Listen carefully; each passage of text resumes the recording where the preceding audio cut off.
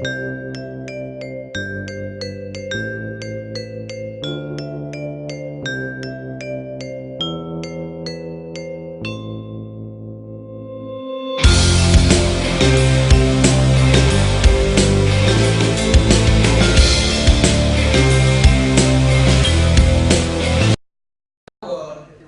time for a technology presentation, and we already have Sajid Paul on stage.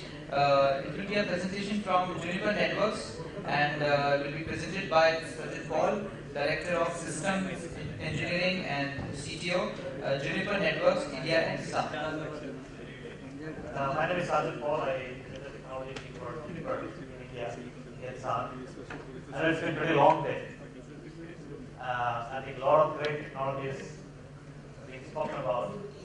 Let me give a brief introduction of Juniper Networks. Actually, we are largely networking and IT infrastructure company who build a lot of the technologies that we talked about in the previous panel. A lot of it need a very solid, robust network, resilient network as the underlay to function properly.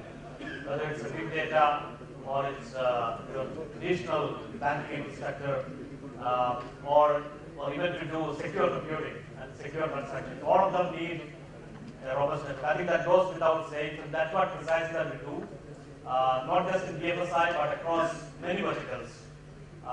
For example, in India, I think most of the service providers have our backbone running in the network, which connects several of your branches, several of your ATMs. And to give them very high uptime and service reliability is kind of part of our DNA. The other area that we work in India is government defense, specialized projects, and of course enterprise networks cutting across many technology areas. So let me just quickly, without spending much time on the introduction, just go through some of the areas that I want to cover quickly in maybe next 10 minutes, and then go on with the rest of the video. So I will just quickly go over the mind of the CIO. I think I briefly discuss what really goes to the mind of the CIO, a generic list of items normally people think about when they build network. Changing the economics of networking, a few new ideas to really accelerate some of the ideas that the panels have been talking about, some of the new ideas. For example, cloud is a new idea, which helped us think. I think we are closer to some of the ideas before. I think these ideas were there almost 4, 5, 6, 7 years back, but we were not really, the technology was not grown to that level that we could have a predictable roll-up, or ideas could not be converted into a practical thing earlier. But now we have technologies, we are much more closer to realizing those, and let's have a look at a few of them. And I'll also go through quickly innovations in data center, campus, and especially branch from the BFSI sector, some of the new innovations that we're doing. And lastly, how do we secure all these elements together? So, a lot of things that we look at. I think today, as we speak, I think I'm at least working on 2 or 3 large RFPs, which will get into BFSI, which is looking at such technologies. I think it is very not so like a traditional RFP. It's got a lot of new elements which are coming. Things like SDN. Ask for in the RFP, in the banking RFP, we see that SDN support and the protocols thereof, which was never seen maybe 2 or 3 years back. Software-defined network, software-defined security. We are seeing that as a real requirement by the. So, looking at the first element of future-proof innovation, of course, future-proof is a very subjective term. How long is the future? But I think as far as we can see, a lot of these technologies, if you want to really realize as a practical use case, you need to have some out-of-the-box thinking and look at future-proof innovation. Enable business value and agility. I think a lot of the things, I think someone spoke about the big data analytics and things like that, and also real-time personalization and banking system and things like that. If you need to really do that, you can't really size that network precisely, because you may run into a customer base of 1 million customers or beyond that. We can't really size that network. You size based on certain transactions. We have seen in service provider network, we do a planning and engineering for maybe 3 years. Very often, after a year, that planning and engineering, we had to redefine the scope of work, redefine the growth potential. I think that's probably a special case in India that we have so much of demand in the network. Even the data bandwidth that we calculate for the service providers when they build their backbones, a lot of the time it is done for 3 years span. But most of them, very often what we see is that in a year we have to revise those plans, primarily because of the huge data growth. So, enabling business value and agility means if the business needs certain things, is your network agile to adapt to that? Let's say you have a requirement of 200 servers to be added overnight to your network, 200 virtual machines, or I need to add extra processing or extra storage. Does your network allow you to do that? Or even if it allows, does it need kind of a ground-up redesign? Does your design allow you? That is exactly called the cloud type of data set. In cloud, you don't really go and tell them that I'm adding 100 servers, and thereby you redesign your network. You don't really say that. They have already taken care of add, moves, and changes. You can scale up, scale down, and scale out in cloud environment. You have seen the Amazon use case and Google use case, things like that. So that is the type of agility that you're looking at when you build networks. And of course, third piece is on predictability. Again, in banking is a very critical set of features which need to have predictable performance. For example, just give you a social example. In a Facebook page, when you click on a Facebook, your own personal page, that is probably one click for you to get that page. But Facebook, in their data center, there are 1,000 transactions, close to 1,000 transactions, or 1,000 connections among the servers that have already taken place. Bringing in, mining, calculating, parallel processing several data streams, data points together to give you a page which is relevant to you. And someone spoke about a personalization on your online banking. And you're doing probably not at that size, but you may be doing it in a lower size. But that is only going to go up as you more and more you personalize or hyper-personalize some of these things. The real asset which is hidden behind the complexity is your data center and the network behind that. And of course, reduce TCO, the total cost of ownership, because with all this scale out infrastructure, how much you can invest, and of course, security really become a impediment a lot of the times when you actually build this network. Going quickly, a few things. The new IT department also need to be adapted to this kind of new environments, because we're not talking about a traditional way of building a network, traditional way of configuring and bringing up a network. The first thing I already mentioned, cloudify the infrastructure. That means cloudify meaning make it so agile and scale out, so that as your business grows, as new ideas come in, as new technologies come in, you can actually scale up and build and scale down. That is why it's called cloudified infrastructure. I've seen some RFPs which are really cloud in nature, not with a traditional way of designing the data center. I know many data centers are still in the traditional design, which is probably a 10-year-old technology. But today we are looking at design which will allow you to add, move, and change quite rapidly, just like a service provider network. How can they add 1 billion customers overnight? That's the kind of thing we are looking at. And the second piece is very important, not automate, move to DevOps. DevOps is a common term in your software development cycle. When you have to build application, you have a lot of DevOps engineers. Can we translate that into the networking? For example, some of the new engineers that I hired for our next generation network design, they're actually DevOps engineers. They can probably do real-time programming of the network, not just configuring the network, but real-time programming and policy definitions and things like that in the network. So today's network are largely programmable, and we need a DevOps kind of intelligence there.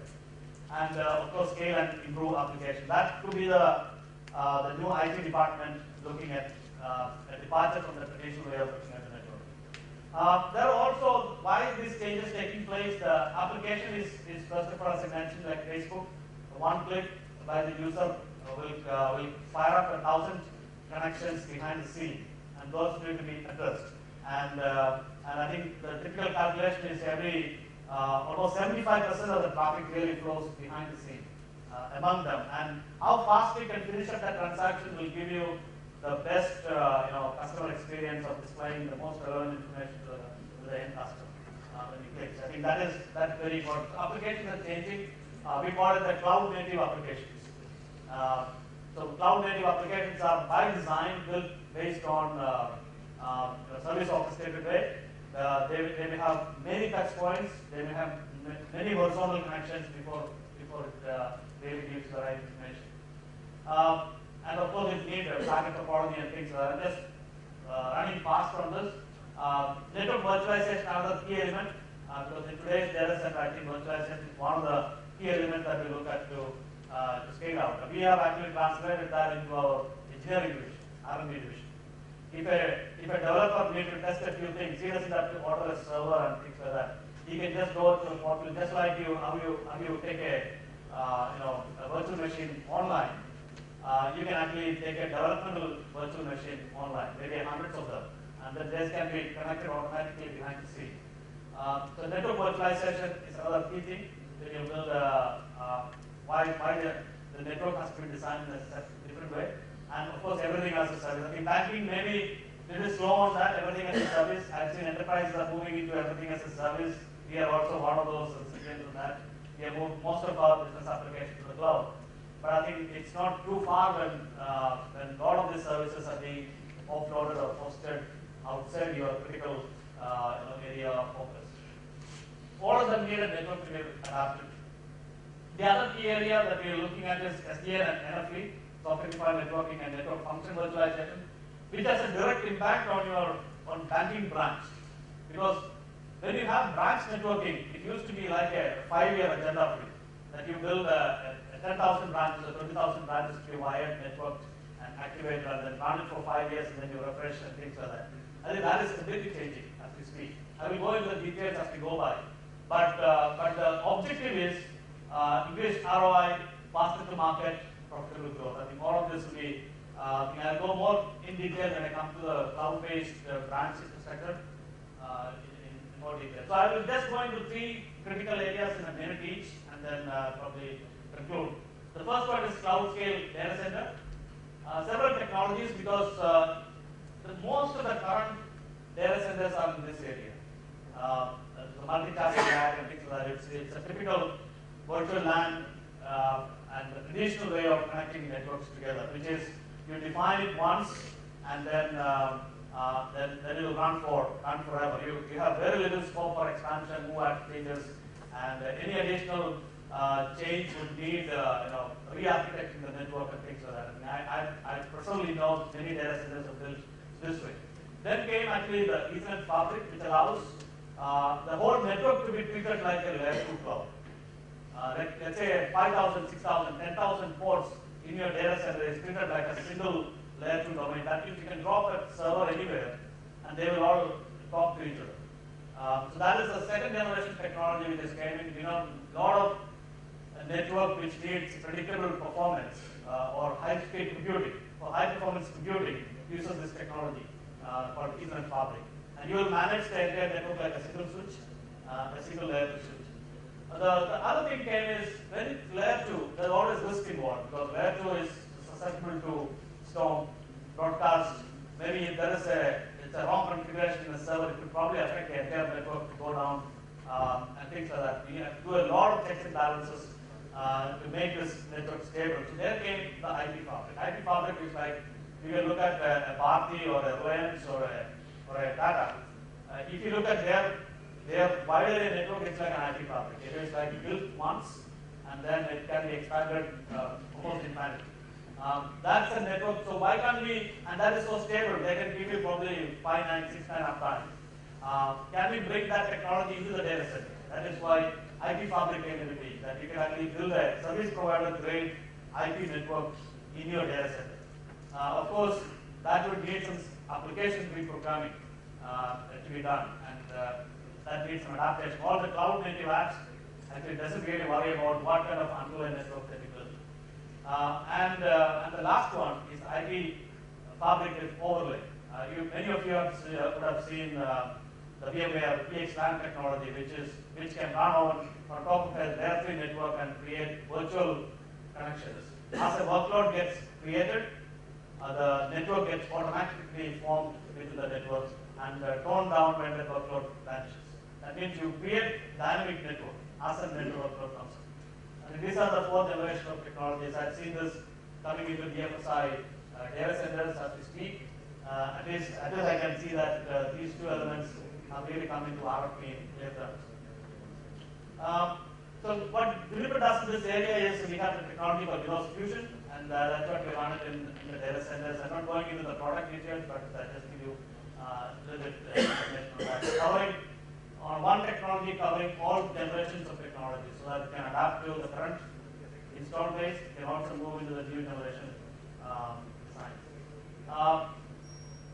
The other key area that you would look at is your data center interconnect, because you have a near DR. Near DC, and then you have a DR. And more and more, the bandwidth requirement between the DC DR is becoming more important. And sometimes I think for you to have synchronous transactions, you need a very predictable latency between your DC and near DC.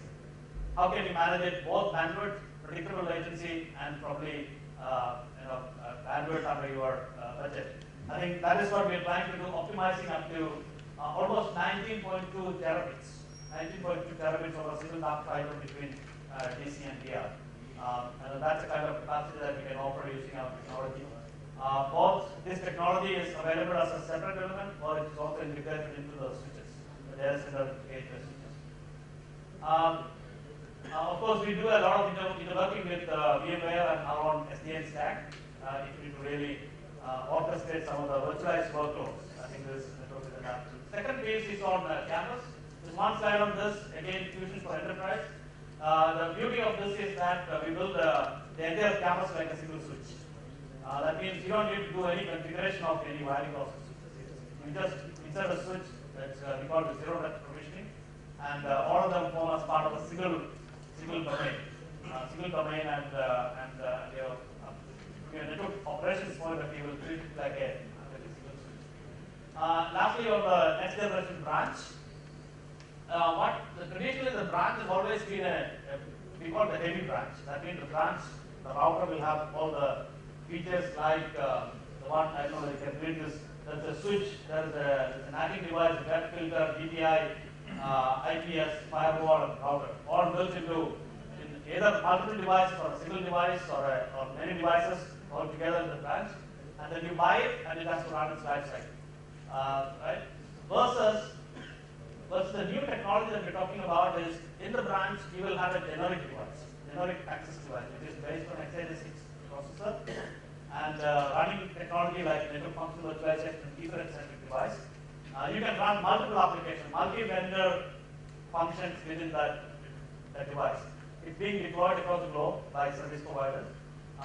You, in a banking branch, probably you will need a firewall, IDS, IPS, maybe link load balancing, plan optimization. All of them will be an application which is orchestrated from your data center. That means all your branches will have a homogeneous network, and the services as a function that you want a branch to have will be orchestrated from your data center. And it is, you are not stuck with one vendor's equipment. You only build a platform. You just build a branch as a platform. What network applications or functions that run in the bank, which vendors enough fee that runs. For example, you may need a checkpoint firewall, or you may need a line optimizer from Riverbed or things like that, or an F5. So all of this will be run on the same platform. You don't need to buy individual devices. It can be all orchestrated together. So you can actually, the beauty is that you define for all branches, all the policies can be controlled from the central side, multi-vendor environment, and your rollout becomes much more faster compared to the current. And you could also look at whether large banks could host themselves this infrastructure, or you could outsource it to a data center, maybe Amazon in India, or through a third-party hosting agency within India. They can probably take, just like your hosting data center, you can host the wide area network together in one place. Securing all, very important. I think this has been the heart of discussion in a lot of the sessions. I don't need to qualify what is stated here. I think it's an ever-increasing problem. But I think what we are trying to do is to do three things: create centrally managed policies, detection. Many technologies that we use for detection, including deception technology, where typically the malwares when they create into your network, they don't really wake up. They wake up only when there's an interesting situation arises. How can you really artificially wake up or tease the malware? I think we have a lot of algorithms to do that, and when we wake up a malware, we could actually really look at their behavior and heuristics to understand and then disconnect it from its command and control. And of course, enforcement. All the network elements become the enforcement point. It's not just a lot of technologies today can detect, but they can't really enforce. So in this technology, what we use here, including our routers, switches, firewalls, security devices, policy controllers, even third-party devices, we can actually do enforcement and execution through this. So all the three elements are very important. Centrally managing the policy, detection. Some of the detection has to be taken to the cloud, because I don't think all of us have the wherewithal to build a huge security database locally, which is dynamic. That means it has to be really mined in real time. So this is what we do in a sense that all the network elements become an enforcement point and a fraud.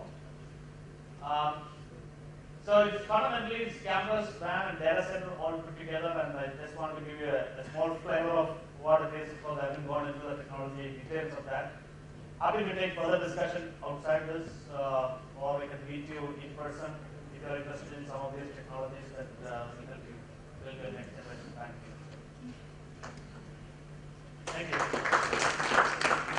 Do you have any questions? Or I can go over my time. Any questions? I think Thank you. maybe they have something to ask often. Thank you so much, Mr. Paul. So please be on stage for a minute, please. So he was Mr. Sajjan Paul, Director of Systems Engineering, CTO, Juniper Networks, India and SAARC. And he made a presentation. And I request Mr. Anup Purohit, Chief Information Officer of Yes Bank, to please present a memento to Mr. Sajjan Paul. And a round of applause for the speaker from Juniper Networks, India and SAARC, IT and networking company, one of the renowned companies in the world.